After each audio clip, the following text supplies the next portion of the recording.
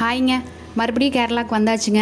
Non veg சாப்பிட்ணும் அப்படின்னு தோணுனாலே first மைண்டில் வர்றது வந்து சிக்கன், மட்டன் அதெல்லாம் தாண்டி மீன் எடுத்தோம்னா நிறைய வெரைட்டி கிடைக்கும் அப்படின்னு சொல்லிட்டு சண்டே காலையில் அங்கே மார்க்கெட் செம்பக்கரா மார்க்கெட் போயிருந்தோம். அங்கே தான் வந்து மீன் வந்து கொஞ்சம் ரேட் கம்மியாக இருக்கும், நிறைய வெரைட்டியாகவும் இருக்குமா.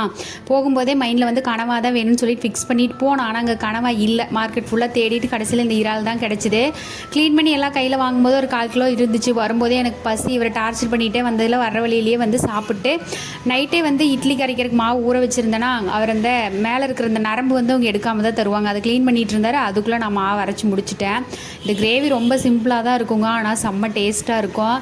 இதில் ஆட் பண்ணுற மசாலா மட்டும் நீங்கள் உங்களுக்கு காரம் கம்மியாக வேணும் அப்படின்னா நீங்கள் கம்மி பண்ணி ஆட் பண்ணிக்கோங்க. சாப்பிட்டு முடிக்கும்போது தாங்க சர்ப்ரைஸாக சொல்கிறாரு, டூரிஸ்ட் ஃபேமிலி படத்துக்கு போகலாம், இன்னொரு 1/2 அன் ஹவரில் கிளம்புற மாதிரி இருக்கும் அப்படின்ட்டு. சாப்பிட்டு கொஞ்சம் நேரம் ரெஸ்ட் எடுத்துகிட்டு குளிச்சுட்டு அப்படியே பக்கத்தில் இருக்கிற மாலுக்கு தான் போயிருந்தோம். அது என்னமோ பார்க்கிங் வண்டி பார்க் பண்ணிட்டு வரேன்ட்டு இவர் போனார். கடைசியில் பார்த்தா அவர் ஒரு ஃப்ளோரில் போய் நான் ஒரு ஃப்ளோரில் போய் கடைசியில் பிவிஆரில் மீட் பண்ணிட்டோம் 2 பேருமே. அங்கே அதை விடங்க எங்களுக்கு நாங்கள் ஒரு படத்துக்கு டிக்கெட் கேட்டால் அவங்க ஒரு படத்துக்கு டிக்கெட் கொடுத்துட்டாங்க. நல்ல வேலையாக பின்னாடி வந்தவங்களுக்கு மாற்றி விட்டுட்டு படம் போட்டுருவாங்களே என்னமோ பயத்திலேயே உள்ளே போய் பார்த்தோம். நல்ல வேலையாக அப்போ தான் படம் ஸ்டார்ட் ஆயிருந்துச்சு. படம் ரொம்ப நல்லா இருந்துச்சுங்க. அவ்வளோ